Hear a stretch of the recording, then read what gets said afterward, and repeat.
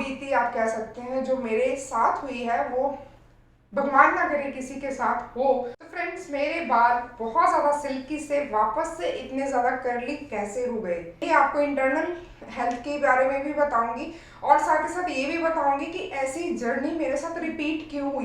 क्योंकि ये जर्नी जो है मेरी 2018 से 20 में 2 साल मुझे लगे अपने बालों को फिर से ठीक करने में, और फिर 1 साल वापस मेरे बाल चले गए, और फिर अब 1 साल होने वाला है 6 महीने जिसमें कि मैंने अपने बालों को फिर से रीग्रो किया है।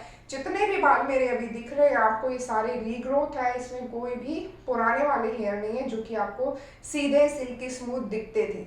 या फिर मेरे बालों का टेक्सचर क्या है और एक्चुअली में मैं अपने बालों के साथ क्या क्या करती रहती हूँ जिससे कि आपको मेरे बाल कभी तो बहुत छोटे करली दिखेंगे, कभी बहुत पतले दिखेंगे, कभी बहुत मोटे दिखेंगे और बहुत ही गंदे दिखेंगे और कभी बहुत ज़्यादा सुंदर दिखेंगे। सो इस वीडियो में आपको सारी चीज़ें शेयर करूंगी कि किस तरीके से मेरी हेयर जर्नी चली आ रही है। जब से मैंने ये चैनल स्टार्ट किया है उससे पहले से मुझे ये प्रॉब्लम थी, और अपनी प्रॉब्लम को सॉल्व करने के लिए जैसे जैसे मैं जो चीज़ें यूज़ करती गई, जो मुझे इफेक्टिव लगता गया, साथ साथ मैं आपको शेयर करती गई। तो इस वीडियो में सारी चीज़ें आपको प्रूफ के साथ शेयर करूंगी, साथ ही साथ आपको ये भी दिखाऊंगी कि कितने बाल थे, लंबे कब हुए, कितने टाइम में हुए, और फिर वो छोटे क्यों हुए, और छोटे होने के बाद फिर से मेरी ये ग्रोथ इस तरह से क्यों हुई, और मेरे बाल पतले से फिर heavy, dry, frizzy, curly, silky, smooth, या फिर क्या क्या हुआ मेरे बालों के साथ, एक एक करके सारी चीज़ें देखेंगे। साथ ही साथ इंटरनल हेल्थ पे मैंने ज़्यादा ध्यान दिया, और एक्सटर्नल तो खैर मैं होम रेमेडीज यूज़ करती ही हूँ। सब्सक्राइब करिए बिंदु नेचुरल वर्ल्ड को। आगे आने वाले लेटेस्ट वीडियोस की नोटिफिकेशन के लिए घंटी को दबाइए, ये बिल्कुल फ्री है। चलिए देख लेते हैं कि क्या क्या हुआ और कैसे किया मैंने, और क्या क्या चीज़ें मैंने खाई, क्या क्या चीज़ों का ध्यान रखा, और साथ ही साथ बहुत सारी ऐसी बातें जो शायद ही कोई बता पाए, क्योंकि ऐसी जो आप बीती आप कह सकते हैं जो मेरे साथ हुई है वो भगवान ना करे किसी के साथ हो, और ऐसी ट्रांजिशंस आपको फ्रीक्वेंटली देखनी पड़े। तो सबसे पहले फ्रेंड्स 2017 में फ्रेंड्स ये मेरे हेयर जो कि नॉर्मल कर्ली टाइप के हैं, जो कि अभी आपको दिख रहे हैं वैसे ही मेरे हेयर का टेक्सचर है। This is actual texture, natural texture, ठीक है। 2017 में मैंने कराया स्मूथनिंग, एंड बहुत अच्छा ट्रेंड भी चला था, और दूसरों को दिखावे के चक्कर में हम बहुत सारी ऐसी चीज़ें कर लेते हैं कि हम अपनी बैंड बजा लेते हैं।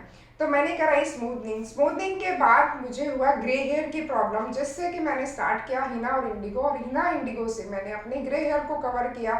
साथ ही साथ बहुत सारी ऐसी रेमेडीज यूज़ की जिससे कि मैं अपने बालों को ठीक कर पाऊँ, क्योंकि जनरली मेरे बाल जो है पतले हैं, थिन है, बट यस मेरे जो बालों का वॉल्यूम है वो ज़्यादा है, मीन्स स्कैल्प में पोर ज़्यादा है, तो मेरे बाल उगते ज़्यादा है, बट यस वो बहुत पतले हैं, और कर्ली होने की वजह से आपको फूले फूले से नज़र आते हैं। बट अगर इनको स्ट्रेटनिंग करा ली जाए, सीधे करा लिए जाए, तो ये हल्के दिखने लग जाते हैं। तो उस टाइम पे मेरी जो ग्रोथ थी वो बिल्कुल हल्की थी, क्योंकि मैं इंटरनली और एक्सटर्नली कुछ भी ऐसा यूज नहीं कर रही थी। क्योंकि आपको भी पता है मैरिज के बाद जब बच्चे हो जाते हैं, रिस्पॉन्सिबिलिटीज होती हैं, जॉब करते हो आप, तो आप इतना ध्यान नहीं दे पाती हो, और इंटरनली आपको ऐसी कमी होने लग जाती है जिससे कि आपके बाल तो जाने ही लगते हैं। So that was the face for me, कि उस टाइम पे मैंने जब रिबॉन्डिंग या स्मूथनिंग कराई और मेरे बाल बिल्कुल पतले से हो गए थे, एंड आई वॉज थिंकिंग कि इतने पतले बाल कैसे हो सकते हैं, क्योंकि मेरे वैसे बाल बाय नेचर, या फिर आप कह सकते हो पहले से ही मेरे अच्छी ग्रोथ है, मीन्स आप कह सकते हो कि क्वांटिटी ऑफ हेयर ज़्यादा है मेरे हेड के ऊपर। वो अलग बात है कि वो बीच बीच में टूट जाते हैं, लंबे नहीं होते हैं ज़्यादा, या फिर पतले होते हैं। तो उसको कैसे मैंने ठीक किया, क्योंकि आप देख सकते हो कि ये जो मेरी 2017 में अगर मैंने यहाँ पे स्मूथनिंग कराई थी और कितने पतले बाल थे, और आप ये 2020 के मेरे हेयर देख लो कितने ज़्यादा हैवी और सीधे बाल हैं। हालांकि मैंने इसमें कैराबोन कराया था, कब कराया था ये भी मैं आपको शेयर करूंगी। सो कैराबोन कराने से कोई स्कैल्प में बाल उगते नहीं है, कैराबोन कराने से आपके बालों में प्रोटीन जाता है। जनरली मैं वेजिटेरियन हूँ, जिसमें कि मुझे लगता है कि मुझे प्रोटीन की कमी होती है खाने पीने में, ठीक है। और हमारे बाल जो है ना वो प्रोटीन से बने होते हैं, जब उनको इंटरनली प्रोटीन मिलता ही नहीं है तो आपके बाल जो है धीरे धीरे डल होने लग जाते हैं, और उनको मॉइस्चर नहीं मिल रहा है एक्चुअली आपकी बॉडी के अंदर से। तो उनको न्यूट्रिशन नहीं मिल रहा आपके रूट से, इसीलिए आपके जो बाल है ना वो ड्राई कर ली और फिर बहुत ज़्यादा होते जाते हैं अगर आप उसकी केयर नहीं करते हो। तो फ्रेंड्स, जब मैंने कराई थी स्मूथनिंग तब तो बहुत अच्छा लग रहा था, बट बिल्कुल पतले बाल होने की वजह से, जैसा कि मेरा फेस थोड़ा सा लंबा भी है थोड़ा सा बड़ा भी है, तो वो पतले बाल इतने अच्छे सूट नहीं कर रहे थे।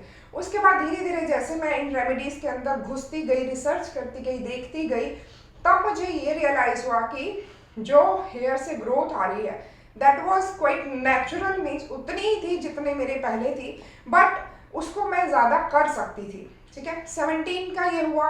18 में जून में मुझे वीट एलर्जी, जिसमें कि ऑटोइम्यून डिसऑर्डर हम कहते हैं, वीट से मुझे एलर्जी डायग्नोज हुई। मे बी ये पहले भी होगा बट कभी मुझे पता नहीं चला। एट दैट टाइम मेरा हीमोग्लोबिन बहुत ज़्यादा डाउन चला गया, डाउन मीन्स 5 के आसपास था, जिसमें कि I was not able to stand as well. So उस टाइम पे भी मैं आप लोगों की वीडियोस बना रही थी, लाइक काम कर रही थी मैं, बट मुझे ये नहीं पता था कि इंटरनली मेरे साथ क्या हो रहा है।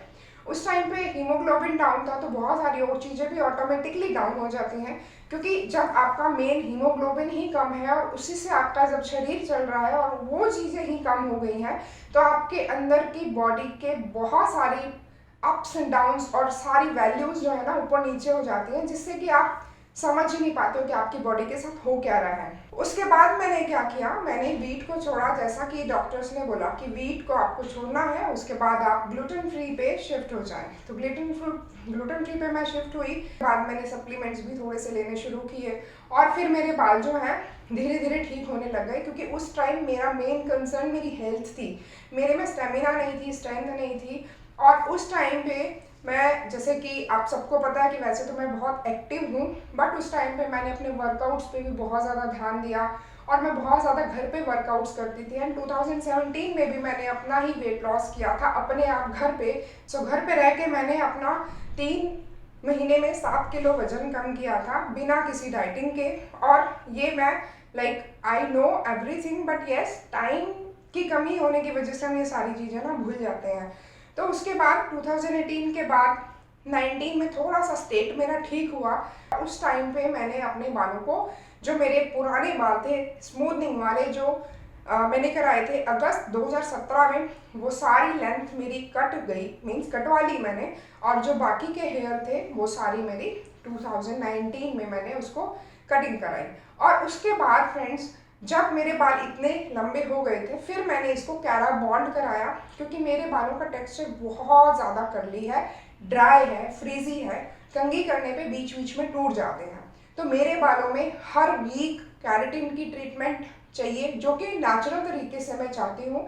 और अगर आप कैरा बॉन्ड कराते हो, उस टाइम पे जैसा भी मेरी नॉलेज थी, मैंने कैरा प्लस बॉन्ड मीन्स कैरा प्लस रिबॉन्डिंग पे भी एक अलग से वीडियो बनाया, जिसमें भी जो भी मेरे हेयर ड्रेसर थे उन्होंने मुझे समझाया कि ये थोड़ा सा लेस केमिकल वाला होता है। बट देन डीपली मैंने जब इसको स्टडी किया तो वो लेस केमिकल वाला कुछ भी काम नहीं होता। रिबॉन्डिंग मीन्स केमिकल तो लग रहा है आपको, ठीक है। और कैरेटिन, हाँ ठीक है, कैरेटिन प्रोटीन ट्रीटमेंट है, बट येस कैरेटिन थोड़ा कॉस्टली होता है। अगर हम सिंपल कैरेटिन कराते हैं तो आपको कॉस्टली लगेगा, लेकिन बालों में इफेक्ट नहीं दिखेगा। और बॉन्डिंग साथ में कराने से आपके बाल भी स्ट्रेट लगते हैं, तो आपको लगता है ना कि आप कुछ कराया है आपने, तो उस वजह से मैंने उसको कराया, ठीक है। कराया 2019 में, उसके बाद 20 में, ठीक है, 1 साल और, मतलब कि इसको मुझे not in the 6 months, yes 1 साल में 1 बार कराना पड़ा। मैंने इसको कराया 2 से 3 बार, 3 साल, 19 में कराया, 20 में कराया, 21 में कराया, ठीक है।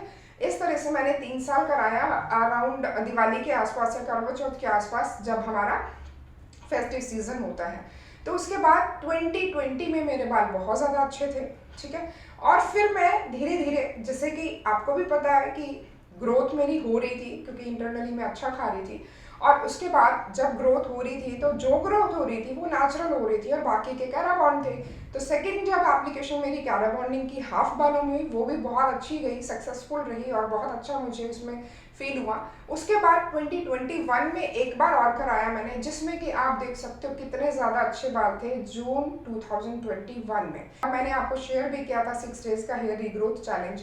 बहुत सारे लोग बोलते थे कि ये एक्सटेंशन है, ये नकली बाल है, ऐसे कैसे हो सकता है, इतने सिल्की स्मूथ बाल कैसे हो सकते हैं। सो फ्रेंड्स, ऐसे मेरे बाल थे and I was really happy कि मेरे बाल बहुत अच्छे हो गए थे और मेरी हेल्थ भी बहुत अच्छी हो गई थी, क्योंकि मैंने अपने योगा और वर्कआउट्स को और अपने खाने को कंटिन्यू रखा हुआ था।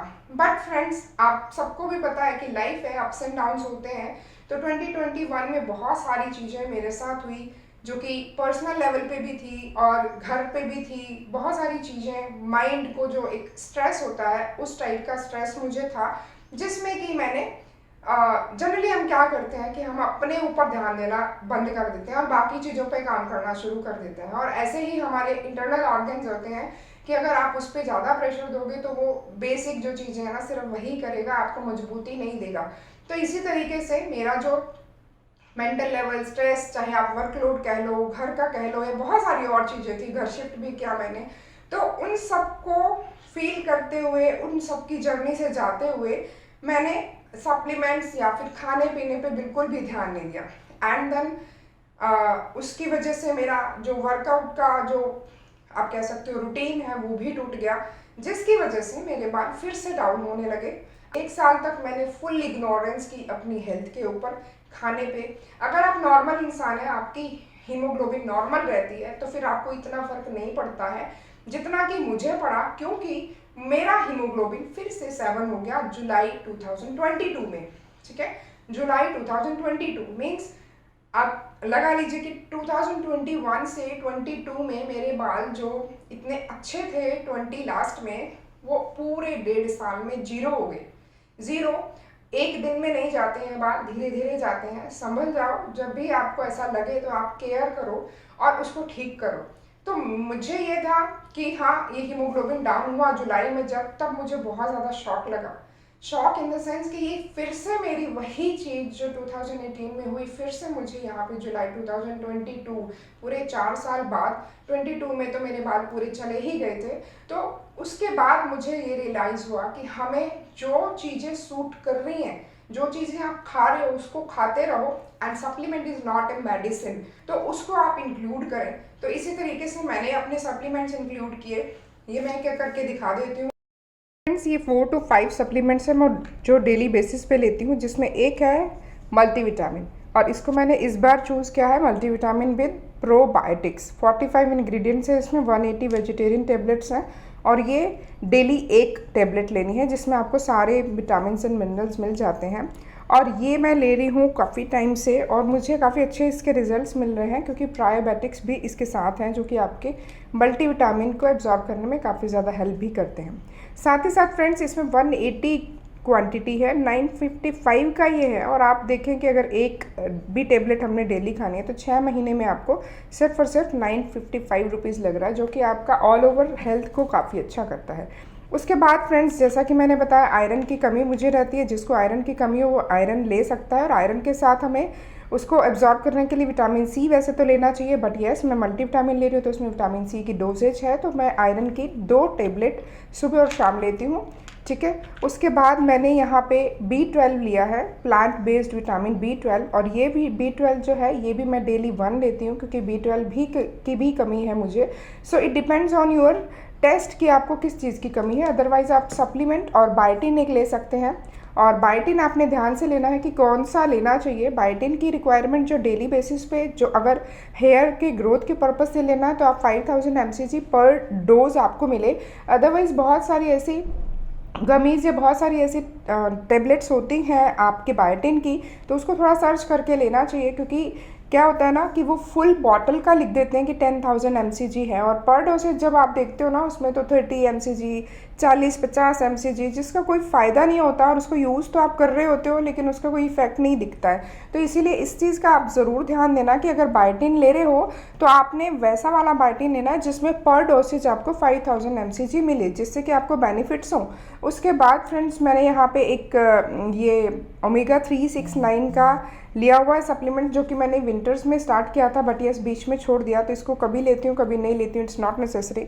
मैंने इसलिए इसको चूज़ किया था क्योंकि मेरे ड्राई हेयर है और मैं वेजिटेरियन हूँ, तो ये ओमेगा 3 हमारे हेल्थ के लिए काफ़ी ज़्यादा अच्छा होता है। इसके बावजूद फ्रेंड्स फ्लैक्सीड्स, बीटरूट और आयरन रिच फूड जो होते हैं ना, वो मैं इंक्लूड करती हूँ अपनी डाइट में। साथ ही साथ बहुत सारी ऐसी रेसिपीज़ जो मैं इंस्टाग्राम पे भी शेयर करती हूँ, उसको ज़रूर फॉलो करिएगा। अमेजॉन समर सेल स्टार्ट हो चुकी है, 4 से 8 मई तक है। 50 to 80% ऑफ मिलेगा आपको 1000+ ब्रांड्स पे, और डील्स हैं 2 लाख+ स्टाइल्स पे, और इनके लिंक सारे डिस्क्रिप्शन बार में दिए गए हैं, और इनमें से जो भी आपको रिक्वायरमेंट हो आप ज़रूर परचेज करिए। But yes, I am perfectly fine and fit now. And आप देख सकते हो कि अभी रिसेंटली मैंने दिसंबर में हेयर कट लिया था, फिर अप्रैल में हेयर कट लिया था, जिसका मैंने वीडियो डाला है और वीडियो में शो भी किया है कि इस तरीके से मैंने कट लिया है। अब ये मेरी ओरिजिनल ग्रोथ है, ओरिजिनल टेक्सचर है, और आप खुद देख सकते हो कि स्कैल्प से कितने ज़्यादा बाल मेरे उग रहे हैं। नाउ पहला हमारा कंसेप्ट क्या है कि बालों को जड़ों से उगाना है। सेकेंड स्टेप क्या है, जो जड़ों से बाल उग गए हैं उनकी केयर करनी है ताकि वो टूटे नहीं बीच में। और फिर अगर आपका एक्स्ट्रा कर्ली हेयर है, ड्राई हेयर है, तो उसमें कैरेटिन या प्रोटीन का ट्रीटमेंट देना है होम रेमेडी से, जिससे कि आपके बालों में अच्छे से प्रोटीन जाए, और प्रोटीन जाने से आपके बाल अच्छे से डीपली पेनिट्रेट होके मॉइस्चर मिले उनको, और वो उतने लंबे आसानी से हो जाएं जितने कि आप नॉर्मल सोचते हैं। इस तरीके से मैंने इन सप्लीमेंट्स को लिया and I am feeling very happy and very confident. And if you are going through this journey, so have patience. पहले तो पेशेंस रखो, स्ट्रेस को दूर करो, जो लाइफ में चल रहा है उसको निकलने दो, time will pass, your health will be okay. Main concern is कि आप ईयरली या 6 मंथ में एक बार हेल्थ का चेकअप ज़रूर कराएं, जनरल हेल्थ चेकअप 6 मंथ्स या फिर 1 साल में, सो दैट कि आपको आपकी बॉडी में क्या हो रहा है वो पता चलता रहे। साथ में अगर आप स्ट्रेस को दूर रखेंगे, बैलेंस बना के रखेंगे घर का और वर्क का, तो आपकी लाइफ बहुत ज़्यादा अच्छी जाने वाली है। सो आई होप आपको वीडियो अच्छा लगा होगा। मेरी इस जर्नी से थोड़ा सा मोटिवेशन मिला होगा कि आपको केमिकल्स को बाय बाय करना है इन फ्यूचर। मतलब ये लाइफस्टाइल में होना चाहिए आपका। जैसे कि हम कोई भी योगा करते हैं, कोई हेल्दी खाना खाते हैं, तो आपको मन से अच्छा लगना चाहिए। कोई काम करते हो आपको मन से अच्छा लगना चाहिए, और जब वो मन से अच्छा लगने लगता है इट मीन्स कि आप उसके प्रति रुझाव है आपका और आप उसको एक्सेप्ट कर रहे हैं, और तभी वो चीज़ें आपको पॉजिटिव इफेक्ट भी देती हैं। सो ये हर फील्ड में लागू होता है, चाहे होम रेमेडी है, चाहे खाना खाना है, चाहे किसी से बात करनी है, चाहे कोई काम करना है, चाहे कोई प्लानिंग करनी है, या फिर कुछ भी आपको पॉजिटिव तरीके से सारी चीज़ों को करना है, सो दैट कि आपका लाइफ का जो एम है वो क्लियर रहे, आपका हेल्थ अच्छा रहे, बैलेंस रहे, एंड आप बहुत अच्छी लाइफ जी पाए। सो आई होप आपको वीडियो अच्छा लगा होगा। अच्छा लगा तो लाइक, कमेंट और शेयर करिएगा। आगे मिलते हैं अच्छे इन्फॉर्मेटिव वीडियो के साथ। तब तक के लिए बाय बाय, टेक केयर।